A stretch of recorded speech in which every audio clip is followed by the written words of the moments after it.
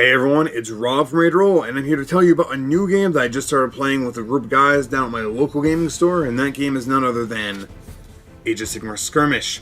Why Skirmish as opposed to full Age of Sigmar? Well, there's not really a huge Age of Sigmar scene around here, but we want to start one. A few people had interest in kind of the more fantasy-based versus a lot of the 40k that gets played. I had a bunch of old models, a lot of the guys have a bunch of old models, so we figured, why not just start off with Skirmish, get a few guys painted up, and play. So our first meeting was last night. We're going to do six kind of, I think we're going to do them once a month. 6 games, one for each of the different battle plans or game types or scenarios, whatever they're called in the book. With the different setups and the objectives and what have you. So last night was the first one, and rather than have an assigned opponent, what we decided to do was it was going to be round robin, play everyone, and then use your best score when determining your renown that you gain, which is the points that you spend on models, as well as the treasure table. So kind of an introduction, first time we're all playing, use your best score because you'll probably do better in your last game than you do in your first. I myself played 4 games, so I didn't play one person, and I went 1 win, minor victory, 2 losses, and a draw. My very first game was a draw, which was a little bit confusing, but games went really quickly. I was actually surprised. From playing Shadespire, I expected it to take about that long. We were done with some of the games in 15-20 minutes. Deployment through, handshake at the end, a good game. It was 15-20 minutes. And I actually have to say, I really like that. I was playing Grots. I was the lone destruction player. So I actually had the most models. I had 7. There were 2 guys who only had 3 models, which is the minimum. And then I think there was someone that had 6, I think. They may have had 7. A Seraphon player that had 7. A Death and a Corn guy each had 3. And then there's another Death and a Corn guy that each had 5 or so guys as well. So I just didn't play one of the Death guys. I beat the Seraphon, lost to both of the Corn, and then drew with the Death that I did play. And why did I go with Grots? Well, I have a bunch of old Warhammer Fantasy Battle models. Didn't really know much about Age of Sigmar Skirmish. I looked at some of the unit stats online, but I remembered I had the old 7th edition Warhammer Fantasy Battles. I think it's Battle for Skull Pass.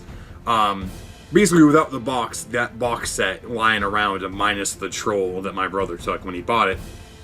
But I had them all on the sprue, no bits, just a single pose goblin, snip, snip, there's your goblin, stick it on the slaughter base, and you're good to go. So I'm like, you know what? It's time to put those guys to use. But I originally didn't want to play them. I originally wanted to play my Ogres. I used to have Ogre Kingdoms. Gutbusters, none of that Beastclaw Raider stuff. But it turns out there's no Ogre heroes that you can take within the game. And with such small starting renown, you start with 25. Renown being the points that you spend. Again, and a basic Ogre is 8. A Lead Belcher, the guys with the cannons, are 9. And I'm not gonna remember what they're called. Iron something. They're 13. They're like the next, they're kind of the elite troop, as it were. And that's per model. So, I was like, I'm gonna go Grots. I have the Grot Shaman from the Battle from Skull Pass box set. I have a Spider Rider. He was like 4 or 5 points. And then I threw in a few normal, spear and bow Grots. But what we did is, we played the games, and then we realized this game is pretty imbalanced. Age of Sigmar Skirmish at 25 renown is actually pretty imbalanced. I don't think the Seraphon player won a single game. Against him was the only game that I won. And then, amongst the Death and Corn players, I think it was a little more even, but there was still some shenanigans happening over there. So, I think what we decided to do was, round robin, take your best score, roll on the treasure table, but then also add an additional 10 points. So you have the 25, everyone gets 10, plus you're going to get at least 6 if you lost everything.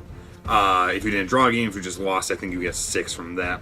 So, not bad. I ended up getting 24 total because 10 points from just the extra 10 we're giving everyone, 8 points for a minor victory, and then I rolled 12 on the treasure table, which is an extra 6 renown, so that's 24. Problem is, I don't know how I'm going to spend it.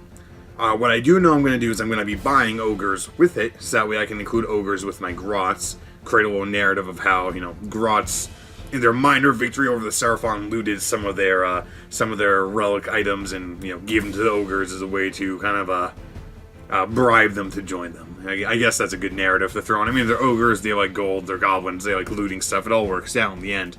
So I'm definitely going to go with at least one lead belcher, because I have heard, even previous to this, that range is king in AOS, because you can shoot in melee, and there's nothing saying you can't shoot in melee. So even my little bow guys run up in melee and shoot. Not bad. So definitely taking a lead belcher. I'm probably going to take a second lead belcher, and that's going to leave me with 6 points. So my conundrum is, do I save that 6 points? And then that way, even if I don't do well next time, I can get at least an ogre or another lead belcher or what have you. Do I spend it on a bunch of grots? Do I, get 6 more bow shooting grots and throw them all in? Stuff I have to figure out. But the other thing to keep in mind is we're playing one game a month, and we have a rule. And the rule is every model you use has to be painted. Now, I know that isn't revolutionary. That's not anything new. But it's a good way, because none of us really had established Warhammer armies, or at least, not fully painted ones. So we're using Skirmish as a way to build up into a painted force. So, I have however many points of goblins. I have 7 goblins painted, big whoop.